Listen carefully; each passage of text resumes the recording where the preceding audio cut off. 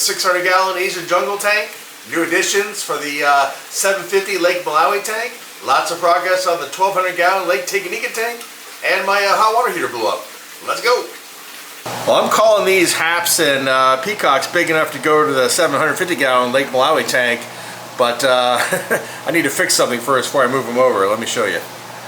Okay, I was getting ready to get those guys moved over and I noticed, what are these big rocks doing down there? It should be a cavern like over there. And then I looked up and I was like, huh, I can see the milk crate and yeah. So somehow those rocks fell down, and normally I try to blame it on the fish, not myself, but there's no way these guys are knocking over those giant rocks. So I obviously didn't do a good enough job getting those set up. But being this tank is so huge, again, it's 5 feet front to back there, so it's no easy task. I can't just reach in. That's a lot farther back than it appears. So we're getting a water change. This is a lot of times how I get water changes in my tanks. I bring the water down like halfway so I can climb in there and do something with the Aquascape. So we'll do that first, get the Aquascape fixed, and then we'll move those peacocks and haps over here. So this tank is about to get a lot cooler. Okay, here is the last look at the 600-gallon Asian jungle aquarium with its current Aquascape before the massive Rescape. So what are we trying to do here? We have this huge chunky tank, 6 feet wide, 4 feet front to back, and let me swing you around the side here. You can see how truly massive this tank is, how deep it is, and it's 3 feet tall.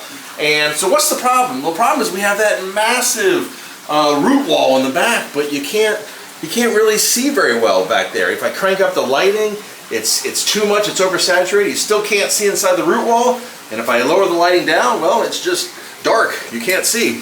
So we're going to take advantage of the shape of this aquarium better. We're going to bring a lot of that root wall forward. We're going to create more structure up front that is lower, because the fish use the heck out of this piece here, but that back wall, they might be in there, but who could tell? They spend most of their time here sort of top water, swimming back and forth, and you know, we're going to take advantage of that. We're going to build more of this lower root up front, and we're going to take some of that root, we're going to build in the middle but up higher, because we can create structure way up high in this aquarium since we have 3 feet. And then of course we'll have structure in the back, but we'll also have open area in the back that the fish, with some structure of course, but much less, so we'll be able to see the fish interacting with all the structure, swimming in and out of it. So more arches, more vertical pieces of structure for the fish to swim around, and of course we have our awesome cave system on each side. So if anyone's seen this aquarium, there's caves running all the way through the side there, caves running underneath there, caves running all through this side as well. So we're going to do everything we can to accentuate the positives of this aquarium, fix the deficiencies, and hopefully make it live up to the vision of an interactive Asian jungle aquarium. Okay, for you Lake Tanganyikan fans, we are back on the 1200-gallon Lake Tanganyikan tank, and we are building up the box. Man, I always get distracted by that tank. Sorry. Yes, we're building up the filter box here, and I'm basically trying to gauge whether I can confidently reach all the way down and finish fiberglassing, or if I build it all the way up, or if I need to sort of stop at this level, do the fiberglass, and then keep building. I think I should probably err on the side of caution, because we have about another foot to go. If I add another foot, yeah, why take the risk? Alright, so I'm going to finish this one course here of boards, and then we're going to go ahead and start fiberglassing. We got the bottom part, we're going to bring it all the way up. Okay, it's time to start draining. So what we'll do first is we've got the sump pump here in the settling chamber, and we're going to pump out this because this is going to have all of our muck, and then right now we're going to turn off the return pump over here so the tank will empty out. Alright, time to drain it. We got the sump pump over here in the settling chamber. We're going to pump out all that muck, and let me show you it coming out the other side. So here we are going to the sink, and I can tell that I need to stir it up because that water looks way too clean. Okay, we went ahead and pumped out the settling chamber a couple times and the return chamber, because those are the two places that either sediment or mulm builds up. And then of course we just sort of swish the water through the other sections, so if anything's in there. As you can see, the vegetable filter has been cleaned out many times, but it's overgrown again. So it's time for me to pull a bunch more of that out and give it to the koi outside, because they'll be happy to munch on those veggies right there. And in the meanwhile, we have, oh, I don't know, a couple hours to go for this guy to pump this tank down so we can start on the new Scape. So as you can see, I'm still just lowering the water and everything, but I want to give you guys a little bit of a warning, something that just happened. So if anyone keeps these blue spotted hill trout danios or royal trout danios, these amazing, awesome fish, don't open the lids until the water's a lot lower than that, because I just had that lid open a minute ago and I took a hill trout danio to the side of the face. They are big time jumpers. Just jump straight up, hit me right in the cheek and drop back in, thankfully. And I thought, you know what? Tank looks horrible at this stage because I'm mucking everything up, but I think I need to point this out in case anyone is thinking about keeping these guys. You haven't kept them before. Big time jumpers. Alright, I just finished a session of fiberglassing. You can see we've got the seams and the walls there. We've connected the new part down with the part that was already glassed, and we've done that on three and a half sides. So I basically have this corner here to go, and this little bit there, and this little bit here. Basically just ran out of resin, and I'm gonna go ahead and leave the room and let this cure for a little while. It's pretty toxic right now and smelly and everything, but we got the windows open, so it'll clear out pretty quickly, and we'll go ahead and finish this up. Can you tell that those royal trout danio or river fish, they're just loving that water coming in, just swimming up into it. Very cool. Quick look inside from the top while it's filling.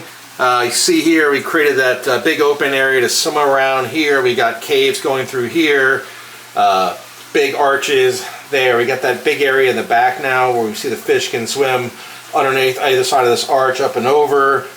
We've built up that far side there, and then we built up this front middle and brought a few things forward. So should create, oh yeah, as well as one more arch right over here. But just give you an idea, much more open scape than previously, as well as nothing on that back wall in terms of wood, just a little bit in the corners. And maybe I'm thinking I could do maybe some tall plants in the back. We'll see. Maybe I can get something I can attach to rocks and sort of drop back there. You know, maybe some type of Java fern or anubias. Okay, progress on the 1200 gallon. Let's swing over here to the filter box first. The filter box is done. It's built all the way up. You can see we've got the plywood panel. That's going to be the overflow. There's just a tiny bit of fiberglassing to do here at the top, and that'll be ready for painting.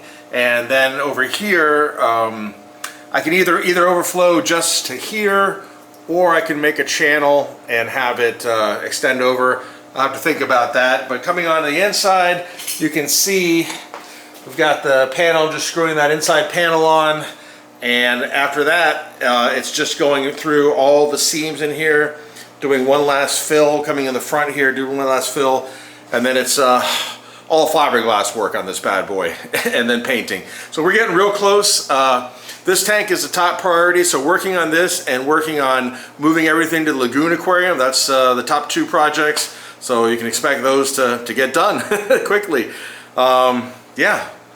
So this is good progress, and we are very close, because actually a couple fiberglass sessions and a couple paint sessions, and it's going to be ready for glass install. And I think actually I want to get some paint on the outside, go ahead and get it its temporary coat like over there, just to make it look halfway decent until we put the final trim on it. Okay, and there is the new Aquascape. Isn't it beautiful? Just kidding. So that is mulm, because I'm doing the once a year big clean out on the sump. So I just went through and did the big clean out, and then what I like to do is hook up an FX6 to it.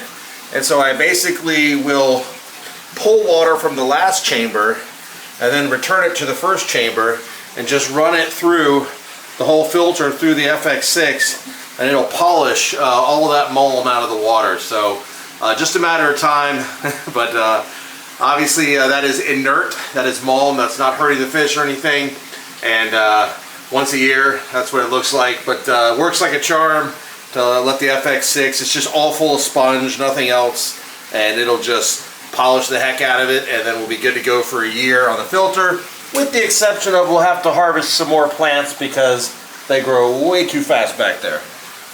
But we're going to go ahead and let the FX6 do its job. Alright, so this is the revamped 600-gallon Asian jungle. We've achieved clearing up the space to the back there. We've got that area around the side, and then as they come into the middle, you can see that's opened up all the way to the back, and there's a big arch overhang there that the fish are going under and around and over. And similar thing on the far left side, but maybe not quite as open as what we have over here on the right. And then we've created some channels with some overhangs down in the middle, that 4 feet straight back there, which is pretty cool. I can see a clown loach all the way in the back. I'm loving that. Of course, though, as I've sat with this for a few days, sorry, just another arch over here, I've already found some things I'd like to improve on it. So basically that arch that comes up there in the back and goes over to there, I'd like to tie some more Java fern onto the top of that. I think that would look pretty cool up into the water column. And also here in the front, I never thought I'd say this with this tank, but I think I want to add a little more wood right here. I want to bring this up higher, utilize more of the space, because I definitely am loving seeing all the barbs swimming through the different areas of the tank. They're not just all huddled in the front now. You see them going back and forth. You can see how the clown loaches, they're all out and feeling very comfortable. I think it's a much more diverse structure than what I had before. So improvement, but more room for some more improvement as well. I think even just lifting up this side over here, like lifting that up and putting something underneath it to get some height there. And like I said, get some height here with some plants tied to it and then tied to that arch. I think all of that would improve this quite a bit. Pretty happy with the right side over here. And maybe a few more crypts planted here in the front, a little more plantings. But overall, not bad. Improvement for sure over what was there. So I like it. I also, the other thing I found out is it takes a while for this tank to clear up. But a couple days, and it's not crystal clear. You can see sort of the haze from the lights. That's just a little bit of particulate and everything. So I'm going to do an upgrade on my filter system here, because even with the FX6 doing polishing, you shouldn't have to. You should be able to get it done with the filter itself. Sorry, just these barbs they've grown up quite a bit. They were tiny when I first put them in here. They are pretty cool. So yeah, I'm going to add probably like some sort of sediment filter to the bottom here. So if we come down to the filter, you can see how it drops into the first chamber where I have it heavily oxygenated, very highly aerobic. Maybe what I'll do is, I don't know, add filter socks or some sort of overhead chamber that's got filter material in it that then drops down into that chamber. We'll see, but definitely shouldn't take 2 days to clear up, and like I said, not even perfectly clear yet, so got to get that sorted out. I'm not liking that at all.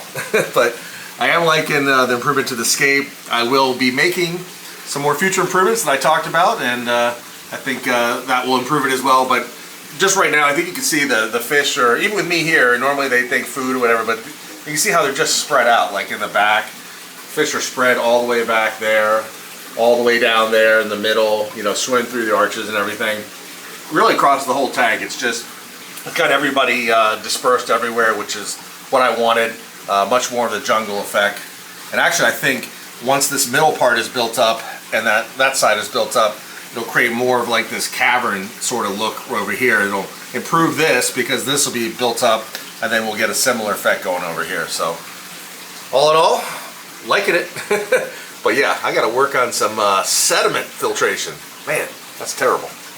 So it's cool to get the 600-gallon Rescape off the list. There's definitely work to do with the filtration system. Definitely not trapping enough sediment. I got a bunch of ideas bouncing around in my head, and we'll fix up and improve that filter system in an upcoming video, and show you what we're going to do, and we'll build it and we'll make it happen. And as far as the next couple videos, we got some big ones. We've got the 1,200-gallon Tanganyikan tank behind me. It's going to get finished, and we've got the big move for the lagoon aquarium. That's going to be happening, so it's going to be a busy week. As well as I think I've finally figured out what I want to do for the new tank for the cube, and looks like I'm kind of back to plan one, which is the giant cube, and putting the other tank in a different spot. But we'll get all into that in another video.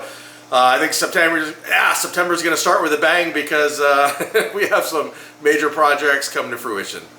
As always, thanks for watching, and I'll see you soon.